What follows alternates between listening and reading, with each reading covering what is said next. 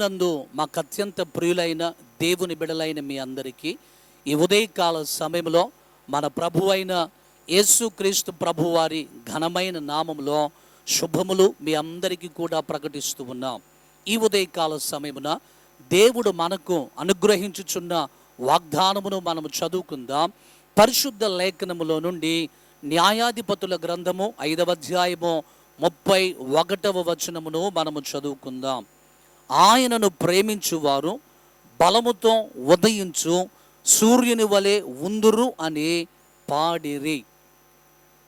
దేవుని ప్రజలైనటువంటి ఇశ్రాయేలీలకు దేవుడు కొంతమంది న్యాయాధిపతులను నియమించాడు. అలాంటి న్యాయాధిపతులలో దెబోరా అనేటువంటి ఒక స్త్రీ ప్రవక్త్రిగా ఉండి ఇశ్రాయేలీలకు న్యాయాధిపతిగా ఉండి దేవుని ప్రజలైనటువంటి ఇశ్రాయేలీలకు న్యాయము చేస్తూ ఉంది. అలాంటి సందర్భంలో యాబేరు అనేటువంటి ప్రాంతానికి చెందిన సీసెరా అనేటువంటి వ్యక్తి ఇశ్రాయేలీలకు ఒక శత్రువుగా ఉండి దేవుని ప్రజలైనటువంటి ఇశ్రాయేలీలకు కీడు చేయాలి అని తలంపు కలిగి ఉన్నాడు. ఆ సందర్భంలో దేవుడు దెబోరాకు ఆ సీసెరాను అప్పగించినప్పుడు సీసెరా మరణించాడు. మరణించిన తర్వాత ఇప్పుడు ఇశ్రాయేలీలకు దేవుడు ఇచ్చినటువంటి విజయమును బట్టి సీసెరాను ప్రభువారు నిర్మూలన చేసి హతమార్చాడు. కాబట్టి దేవుడు వారి జీవితంలో వారికి ఇచ్చినటువంటి ఆ విజయమును బట్టి ప్రవక్త్రి అయినటువంటి దెబోరా, అలాగే న్యాయాధిపతి అయినటువంటి దెబోరా, ఆ తర్వాత బారాకు అనేటువంటి ఇప్పుడు వారిద్దరూ కలిసి ప్రభు వారి జీవితంలో ఇచ్చినటువంటి ఆ విజయమును బట్టి పాటలు పాడుతూ ప్రభువుని స్తుతిస్తూ ప్రభువుని గణపరుస్తూ ఉన్నా. అలా పాట పాడుతూ ప్రభువుని గణపరుస్తూ దెబోరా అలాగే బారాకు పలుకుతున్నటువంటి మాట ఏంటంటే, ఆయనను ప్రేమించువారు బలముతో ఉదయించు సూర్యుని వలె ఉందురు అని వారు పాటలు పాడుతూ ఉన్నా. ఎవరైతే దేవుని ప్రేమిస్తారో వారు బలముతో ఉదయించేటువంటి సూర్యుని వలె ఉంటారు. ఎందుకు దేవుణ్ణి మనము ప్రేమించాలి అనంటే, మొట్టమొదటిగా ఆయనే మనల్ని ప్రేమించాడు. ప్రేమ అనే పదానికి నిజమైనటువంటి అర్థాన్ని, నిర్వచనాన్ని ప్రభువారు మనకు తెలియజేశాడు.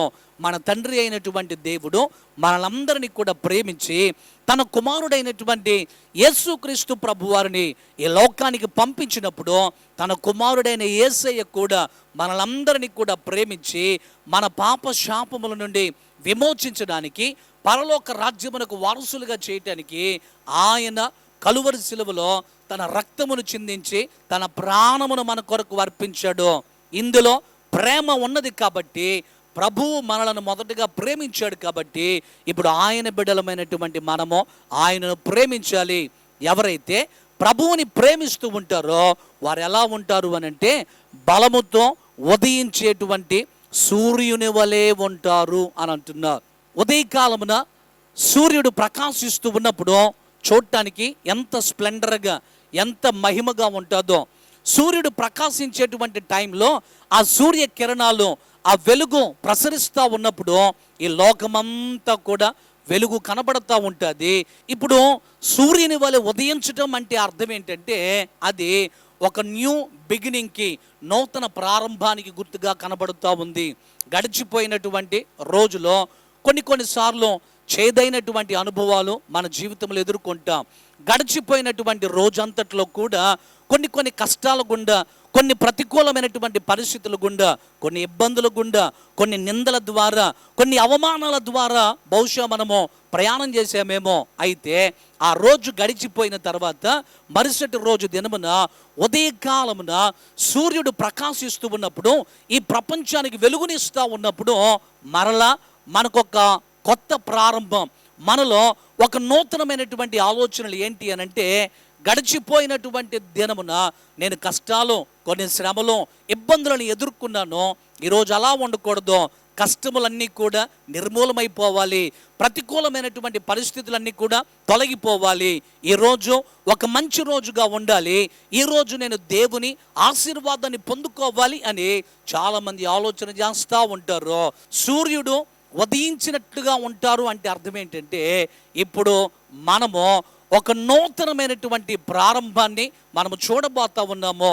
ఈ దినమున నూతనమైన ఆశీర్వాదాలను, నూతనమైన దీవెనలో మనము పొందుకుంటాము కనుక దేవుని ప్రేమించేటువంటి ఒక మంచి మనస్సును కలిగి ఉందాం.